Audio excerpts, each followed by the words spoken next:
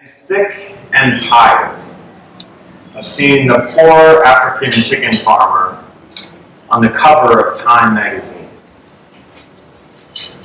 I don't see you putting a poor, smiling American farmer on the cover of Time magazine. No. You put Bill Gates, Steve Jobs, Jeff Bezos, Elon Musk, visionaries who are changing the world. Well, there are Africans, visionaries who are changing the world. But you don't put them on the cover, because that's not the story that you want to tell. Magad isn't trying to demean farmers. She's simply bringing attention and asserting that subsistence entrepreneurship is far too low of a bar to set on this continent. This is the soft bigotry of low expectations. Okendo has a vision for this summit to one day be on the level of the World Economic Forum in Davos, Switzerland. I believe it could, because I believe in Okendo. But I also told Okendo, I don't want this to be the new Davos. I want it to be the anti-Davos. Because Davos belongs to the colonial super elite, who from their atmospheric heights of wealth and power benevolently give Africa a seat at the table, while their PR teams work tirelessly to make sure that no good deed goes unnoticed. But this place, this summit, it belongs to you. Here in South Africa, we stand in the long shadows of colonialism and apartheid, a mere microcosm of the racial Holocaust spanning 600 years from here to Europe and across the Atlantic. We live in a fallen world, and we've done terrible violence to each other.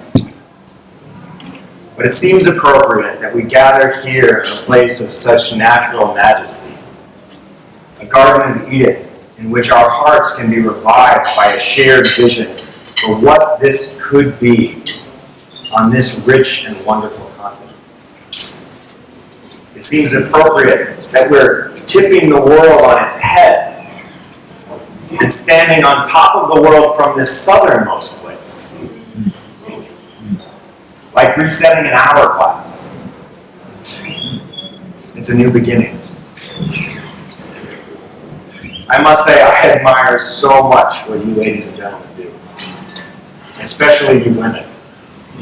Because as hard as entrepreneurship is, we all know you have to work twice as hard. And I'm sorry that's the case. But I know I speak on behalf of the men in this room in saying we support you. I used to call myself an entrepreneur, but later I realized I was just self-employed. Sure, I started a couple of LLCs and did nonprofit work. But the reason I now work in AI research, sitting between academia and industry, that's kind of a long story by the way, is because true entrepreneurs are very, very rare. And I'm not one, at least at this stage in my life. Nevertheless, in playing entrepreneur for a few years and meeting many true entrepreneurs, I came to a deeper appreciation for what it really means. We talk about goods and services, generally in econometric terms. But as entrepreneurs, I hope you will think more deeply about the true meaning of those words. I hope you will not just make goods, but offer goodness to someone. Not just sell services, but truly serve others. These are the core values of entrepreneurship, and they require relentless, focused commitment and active listening over time. And the company you keep in this endeavor, this is your company. Persons, not just workers. Brothers and sisters, mothers and fathers, not just customers, suppliers, and investors. Business is a fundamentally social activity. And business is a normative way in which people rise out of poverty all over the world. We know this empirically to be true. So in your appropriate pursuit of profit, don't lose sight of what profit really is. It's a feedback mechanism for the service and the good that you're trying to provide to other people. Entrepreneurship is hard, and you will need every fiber of your minds and hearts to succeed. But make no mistake, you are here because you do have what it takes. In sports, there's a term, bulletin board material. In locker rooms, athletes will post articles and headlines by all their detractors to make themselves hungry to prove those doubters wrong. So let me give you some bulletin board material. A few months ago, I was Christmas shopping in a very hip, progressive shopping center in Boston. And in successive stores I visited, the song "Do They Know It's Christmas" was playing. Let me read the lyrics to you. Pray for the other ones. At Christmas time, it's hard, but when you're having fun, there's a world outside your window, and it's a world of dread and fear, where the only water flowing is the bitter sting of tears, and the Christmas bells that ring there are the clanging chimes of doom. Well, tonight, thank God it's them instead of you. And there won't be snow in Africa this Christmas time. The greatest gift they'll get this year is life. Where nothing ever grows, no rain nor rivers flow. Do they know it's Christmas time at all? Sorry, I'm getting choked up reading it. For over 30 years, this has been one of the most played Christmas songs in America. 30 years. And despite people like myself criticizing it in well-known films like Poverty Inc. and asking shopkeepers one at a time to remove it from their playlists, the song continues playing. And in the subconscious of our culture, so too does the sentiment. The truth that Magat Wade was striking at is that for all the talk about entrepreneurship, empowerment, and development, we haven't believed in you. For too long, deep down, we have believed you to be lesser. And for too long, you have believed it too. As a friend of mine said to me yesterday, this continent has a giant case of imposter syndrome. But here, in this place, that's changing. I can see it. I think we can all see it. And you know what? It doesn't matter what those doubters think. It doesn't. You have everything you need right here on this continent, in your land, in your culture, in your people, in your capital, in your poetry, and in your industry.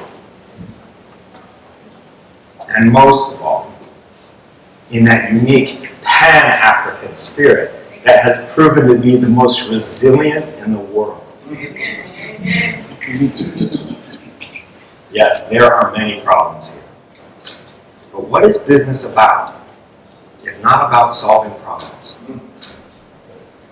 So it might seem crazy to think that one day this summit will have influence on par with the World Economic Forum in Davos. But I have learned to never underestimate my friend Okendo Lewis-Gayle and the company that he keeps, nor indeed to ever underestimate the African spirit. I am here representing the IBM Research, Cambridge Lab, and the MIT IBM Watson AI Lab, which is a joint partnership we have with MIT around fundamental science of AI and real-world applications. We publish in the top scientific conferences, and we work with some of the biggest companies in the world. And now, my director is sending me here to engage with this continent. As humble but ardent supporters. We have an IBM research lab here in Johannesburg. We have an IBM research lab here in Kenya. We are a part of a global community. There are 13 countries represented in my group of 30 people. Powerful technologies like AI are too important to develop in isolation by the same powers that brought so much suffering over these past several hundred years. It's too powerful for a move fast and break things approach. It's too powerful to be whitewashed like so much else. And so my invitation here to you this weekend is conversation. I don't come telling you what AI means for Africa. I don't know. But I know we're developing it. And although it's not so dystopian or utopian as you might see in the news, it is powerful and it is going to shape the world and it will shape this continent eventually. And just like this summit is led by you, I hope you will lead the way for this technology and its use and its impact for better and for worse, to make sure that in building stable and prosperous economies and cultures, tools like AI and other technologies can support the flourishing of the human person and not turn us into mere cogs in a giant machine. So if you are interested in talking technology or talking business, I did study business too, or talking about anything you like, I would love to meet you, and I would love to support you in any way that I can.